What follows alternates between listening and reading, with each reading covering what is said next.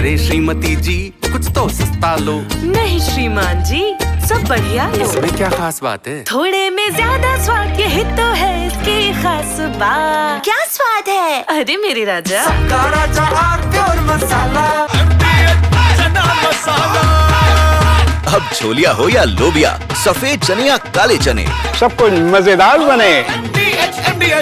बड़ी खबर में बात आज उत्तर प्रदेश में जो तबादला, जून का महीना माना जाता था कि तबादलों के लिए फिक्स रहता था कि हर विभाग के तबादले सरकार इसी महीने में करेगी।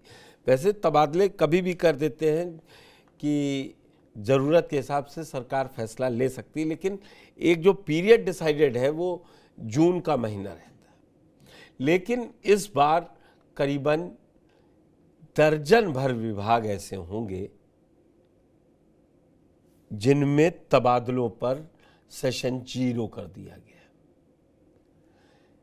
इस कर स्टाम्पन निबंधक विभाग है, पीडब्ल्यूडी है, बेसिक शिक्षा है, स्वास्थ्य है, इन सब में कहा जा रहा है कि अनियमितताएं देखते हुए कुछ गड़बड़ियों की आशंकाओं के चलते तबादलों को रोक दिया गया था। इलाहाबाद हाईकोर्ट ने बेसिक शिक्षा में परिषदीय स्कूलों में तबादलों पर सिर्फ 15 जिलों में तबादले होने पर सरकार से जवाब मांग लिया है, जिसकी 14 जुलाई को सुनवाई होनी है। इस बीच पीडब्ल्यूडी विभाग जो मुख्यमंत्री के पास है, उस विभाग में भी प्रमुख सचिव ने एहतियातन तबादलों पर रोक लगा दी और एक जांच समिति का गठन कर दिया गया है। तो उत्तर प्रदेश में इस वक्त तबादलों को लेकर सियासत गर्म है। आज अखिलेश यादव ने प्रेस वार्ता की, उसमें भी उन्होंने इसका जिक्र किया। तो पहले ये रिपोर्ट देखिए, फिर चर्चा करेंगे वरिष्ठ पत्रकार विजय उपाध्याय जी के साथ और समझेंगे कि इस सरकार में कम से कम इतना तो है कि पहले रोक दे रहे हैं, नहीं तो तबादला उद्योग कहते थे सेक्रेटरीट में कि लखनऊ में तबादला उद्योग चलता है जून के महीने में। क्या है हकीकत, क्या है फसाना, इसको समझेंगे, लेकिन पहले ये रिपोर्ट।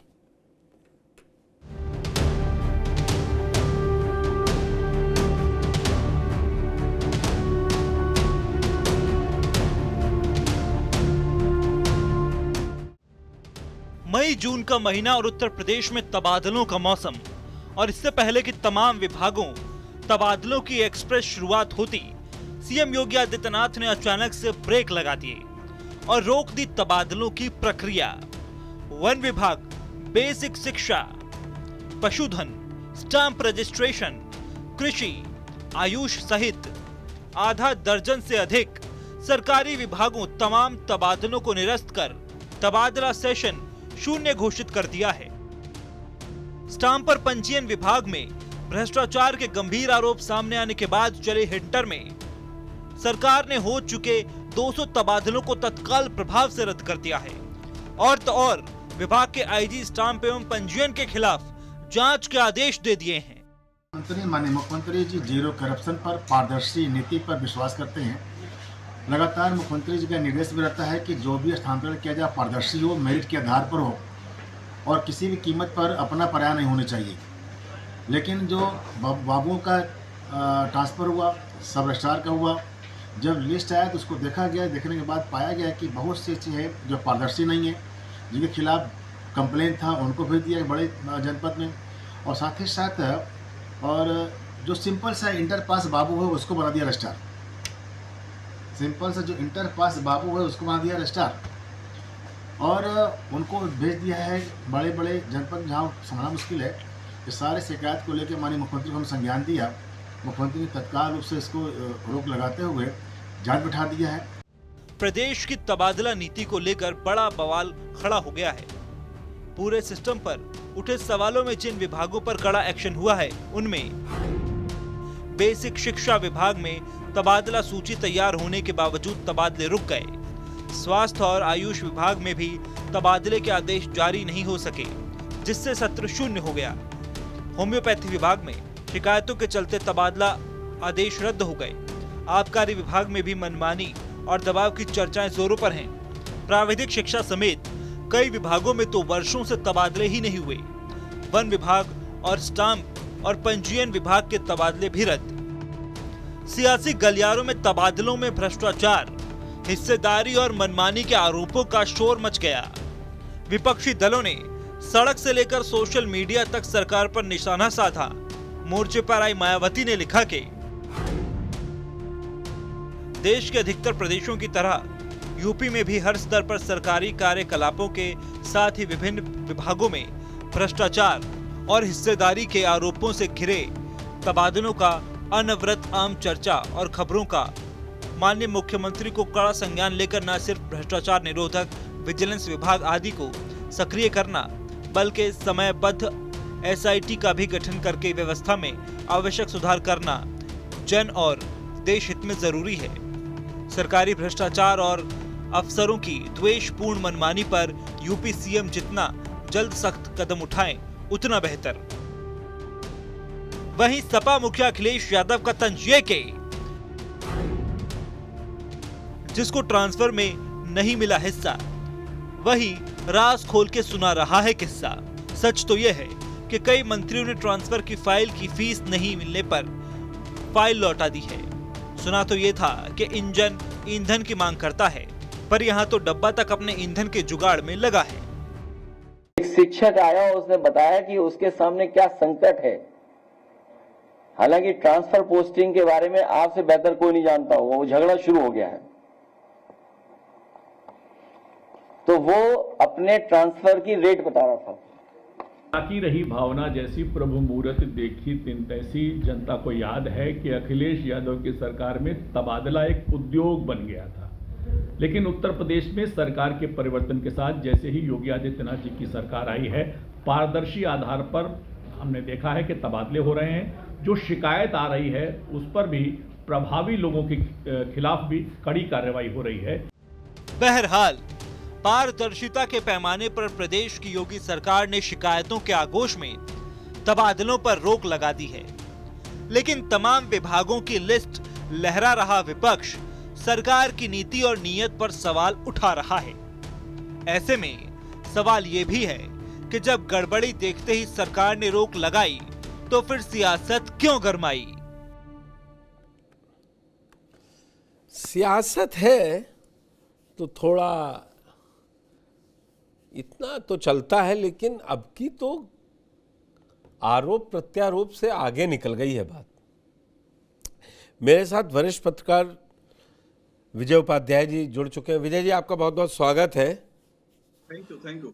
उम्मीद है रिपोर्ट आपने देखी होगी, और आप तो लखनऊ में हैं, तो आप जब तक मैं बताऊंगा कि 12 तो आप कह देंगे नहीं अभी पीडब्ल्यूडी की भी कैंसिल हो गई है और कई और विभागों की भी कैंसिल हो गई। तो पहले आप मुझे बताइए कि विपक्ष मायावती तबादलों पर लेके सवाल उठा रही है। मुझे याद है 2007 से 12 का दौर भी, 12 से 17 का दौर भी, और 17 से 22 में भी इतना हलचल नहीं थी, लेकिन अब की कुछ ज्यादा ही दिखाई दे रहा है।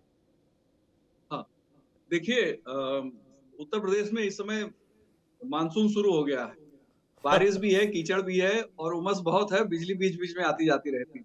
कीचड़ है तो ये परिस्थितियां सरकार के भीतर भी है। ट्रांसफर पोस्टिंग में जो चीजें चल रही हैं, देखिए उत्तर प्रदेश में जो ब्यूरोक्रेसी है बहुत स्ट्रांग है, और ब्यूरोक्रेसी वर्सेस डेमोक्रेसी, यानी जो सिलेक्टेड चुने हुए जनप्रतिनिधि हैं, यानी जो 5 साल की सरकार बनती है, उनके बीच में बहुत ज्यादा टसल चल रही है। हर विभाग में ये स्थिति है, चाहे वो विभाग मुख्यमंत्री से जुड़ा हुआ हो या किसी मंत्री से जुड़ा हुआ हो, हर जगह जिस तरह की रिपोर्ट्स हैं कि विभागाध्यक्षों ने और जो निदेशक हैं विभाग के, उन लोगों ने किस तरीके से लिस्ट तैयार की, मंत्रियों को बताया नहीं, कोई जो तालमेल होना चाहिए मंत्री और अधिकारियों में वो नहीं है। और ये पहली बार ऐसा नहीं है, 2022 के बाद भी ये स्थिति दिखाई दी थी। मुझे लगता है जब 22 के बाद पहला सेशन आया था जिसमें कई मंत्रियों के यहाँ के ट्रांसफर कैंसिल किए गए थे, वहां भी यही टकराव था कि विभाग ने मनमानी सूची तैयार कर ली और जो जनप्रतिनिधियों के जो रिकमेंडेशन होते हैं उनको उसमें नहीं जोड़ा गया था, तो वो टकराव है। अब इसका समाधान कुछ है नहीं उत्तर प्रदेश में, क्योंकि अगर आप ब्यूरोक्रेसी पे हावी होंगे तभी कुछ आप ठीक से काम कर सकते हैं, और उसके लिए आपको नियम कानून की जानकारी बहुत जरूरी है। और जब तक नियम कानून ठीक से लोगों को पता नहीं होंगे, और लोग कहते हैं कि हेमवती नंदन बहुगुणा जी जो मुख्यमंत्री थे वो खुद टिप्पणियां लिखते थे फाइल पे, और जनप्रतिनिधियों से वो कहते थे कि ब्यूरोक्रेसी एक शानदार घोड़ा है जिसपे अगर जीन लगाम ठीक से नहीं कसेंगे तो वो आपको गिरा देगा, आपको चलने नहीं देगा। तो वो जीन और लगाम मजबूत होना चाहिए नेताओं का, और उसकी कमी कहीं ना कहीं उत्तर प्रदेश में है। अब वजह क्या है कि ये जो टकराव है, अगर मंत्री और विभागाध्यक्ष या प्रमुख सचिव उसमें तालमेल हो, ये सरकार चाहती नहीं। सरकार चाहती है कि मंत्री और जो प्रमुख सचिव हो, विभागाध्यक्ष हो, उसके बीच में थोड़ा सा अनरेस्ट रहे, और यही अनरेस्ट बनाए रखने की वजह से ये सारी स्थितियां पैदा हो रही हैं।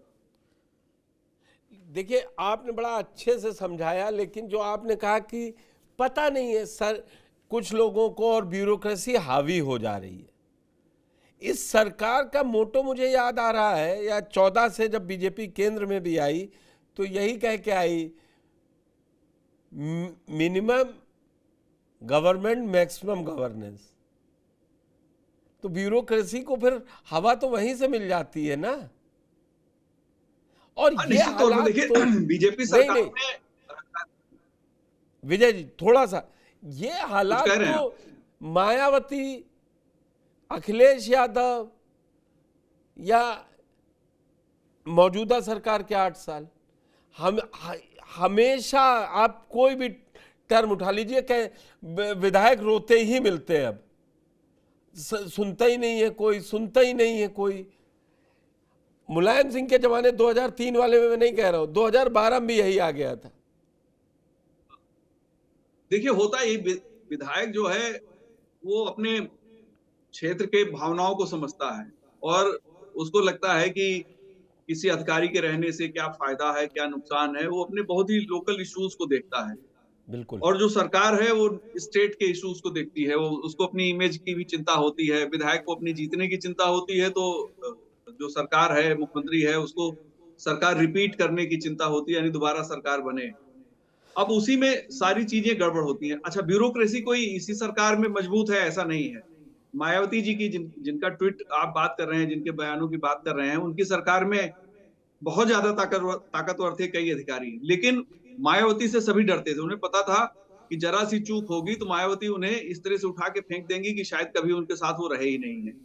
यही स्थिति आप देखिए कि अखिलेश यादव की जो सरकार थी, पहले 3 साल अखिलेश यादव की सरकार काम करने में बड़ा ढुलमुल रवैया था। वजह क्या थी कि उनके पास कॉम्पिटेंट अफसर जिनको समझते थे वो वास्तव में कॉम्पिटेंट नहीं थे।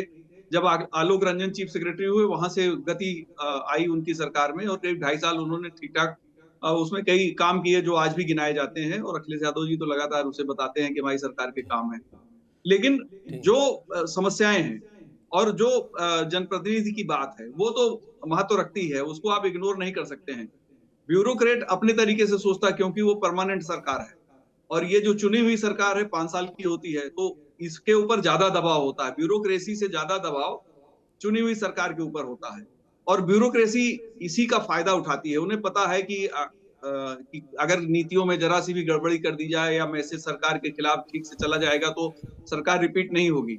और अगर पॉलिटिशियन चतुर है, वो जानता है कि हमें इनको कैसे काबू में रखना है और कैसे नियम कानूनों का किस तरीके से हम सदुपयोग कर सकते हैं, तो शायद चीजें बेहतर होती। लेकिन जो कुछ हो रहा है उत्तर प्रदेश में, चाहे आजमगढ़ में इंजीनियर वर्सेस डिस्ट्रिक्ट मजिस्ट्रेट हो, या कानपुर में सीएमओ वर्सेस डिस्ट्रिक्ट मजिस्ट्रेट हो, या मंत्री वर्सेस प्रमुख सचिव या मंत्री वर्सेस डायरेक्टर डिपार्टमेंट हो, ये सारी चीजें कोई अच्छी बात नहीं है, लेकिन ये सारी चीजें हो रही हैं। और उत्तर प्रदेश में इस चरम गर्मी के दौर में इन चीजों ने ज्यादा गर्मी बढ़ाई, और इससे अपोजिशन को थोड़ी राहत मिल रही है।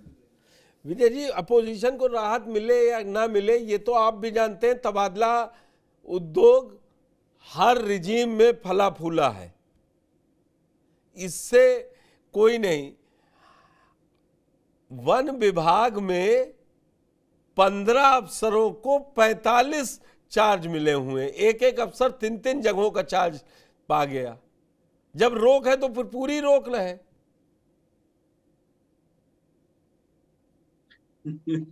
देखिए, आप ज्यादा बारीक चीजों को डिकोड करना चाहेंगे तो बड़ी दिक्कत होगी, क्योंकि जो लॉयल्टी है वो बहुत इंपॉर्टेंट है। कई ब्यूरोक्रेट जो हैं वो नेताओं को ये समझा ले जाते हैं कि देखिए मैं ही आपका लॉयल हूं, दूसरा कोई होगा तो गड़बड़ कर देगा।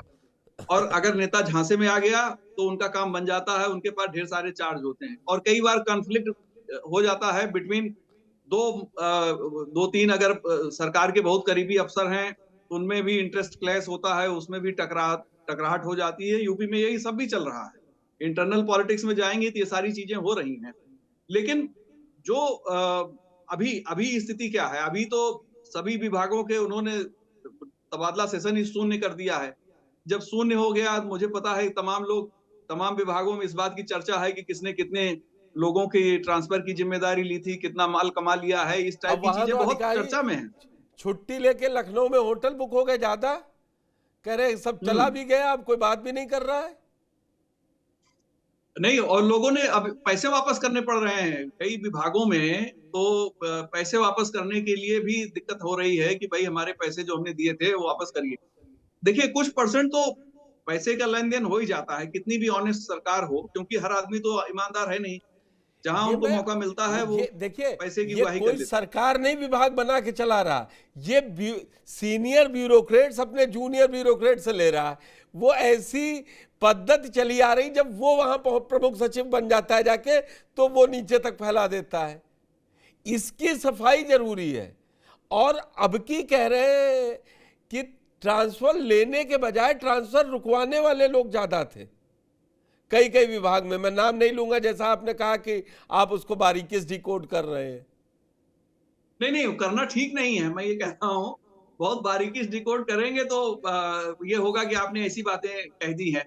देखिए, ये काम तो अपोजिशन का है, जो अपोजिशन बहुत सतह पे ही सारी चीजों की चर्चा कर देता है, ज्यादा सरकार पे आरोप नहीं लगाता है, कोशिश करता है कि सरकार को बुरा भी न लगे और विपक्ष होने की वो अपनी भूमिका भी निभा ले। तो उससे आगे हम लोगों को निकलना पड़ता है। और अगर मीडिया चीजें न प्रस्तुत करे तो बहुत बार विपक्ष इग्नोर करता है, विपक्ष ज्यादा सरकार के खिलाफ बोलना नहीं चाहता। स्वास्थ्य विभाग, बेसिक शिक्षा, सब जगह कैंसिल होते गए, किसी ने नहीं बोला। विपक्ष को भी तभी मजा आता है क्योंकि उनके भी अधिकारी वही है ना। राजभर जी गलत नहीं कहते ना, जब हार जाते तो वो यही बताते हैं उपचुनाव कि अभी अखिलेश के ही समय के अधिकारी काम कर रहे हैं।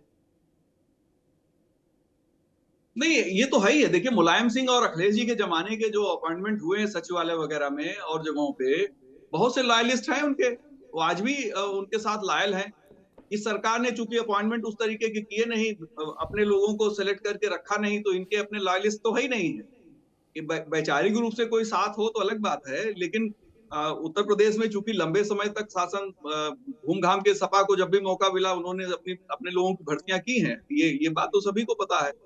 बसपा ने भी बैकलॉग क्लियर करने के नाम पे बहुत सारी भर्तियां करी थी, तो उनके लॉयलिस्ट तो है ही हैं, वो उनके साथ काम करते रहते हैं। लेकिन जो अगर आपने पूरा सेशन जीरो कर दिया तो बहुत से जेन्युइन लोगों को भी दिक्कत हो जाती है, जिनके ट्रांसफर ड्यू हैं, वो सोचते हैं कि भाई हम एक्स से वाई स्थान पे चले जाएं तो हमारे लिए थोड़ा कंफर्टेबल होगा, उन लोगों को भी दिक्कत है। अच्छा, दूसरा, अब चुनाव आयोग ट्रांसफर करेगा, स्वास्थ्य संबंधी दिक्कतें रहती हैं, परिवार साथ ना होने का दिक्कत काफी। मतलब ये सेशन इसीलिए रखा जाता था कि किसी को है तो वो अपनी बात पहुंचा दे, और 2.5 साल में से ज्यादा हो जाए तो उनको हटा दिया जाए।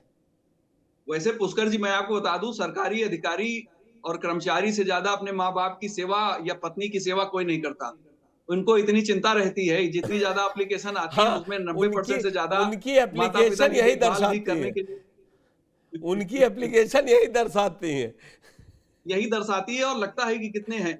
लेकिन इसमें एक मजेदार बात यह है कि सरकारी कर्मचारी एक दूसरे से भी उगाही करते हैं, अधिकारी कर्मचारी एक दूसरे से उगाही करते हैं, मतलब अधिकारी कर्मचारियों से भी उगाही करता है। ऐसा नहीं जनता के साथ ही भ्रष्टाचार है, वो विद इन द डिपार्टमेंट आपस में भी इन चीजों के लेन देन करते रहते हैं और काफी एक दूसरे को त्रस्त भी करते हैं। तो ये एक सिस्टम बना हुआ है और उस सिस्टम के हिसाब से काम हो रहा है। लेकिन जीरो होने से, सेशन जीरो होने से लोगों को काफी, जिन लोगों ने इसमें काफी कुछ काम किया था, मेहनत करी थी, लिस्टें बनाई थी और लोगों से कांटेक्ट करके जिम्मेदारी ली थी कि हम ट्रांसफर पोस्टिंग आपकी नई जगहों पे देंगे, उनको काफी दिक्कत हुई है। आप ये समझ लीजिए अभी पंचायत चुनाव होंगे, पंचायत चुनाव के बाद अभी आप 25 में बैठे हैं, 26 बीतेगा और 27 होने के पहले शुरू होते ही चुनाव होने हैं मार्च 27 में। तो बहुत ज्यादा दिन नहीं है, तो 1 साल बाद चुनाव आयोग को हस्तक्षेप करना पड़ेगा कि भाई 3 साल से या 5 साल से जमे हुए लोगों को हटाइए, तो शायद चुनाव आयोग के निर्देश पे ही ज्यादा बड़े तबादले उत्तर प्रदेश में अब हो पाएंगे।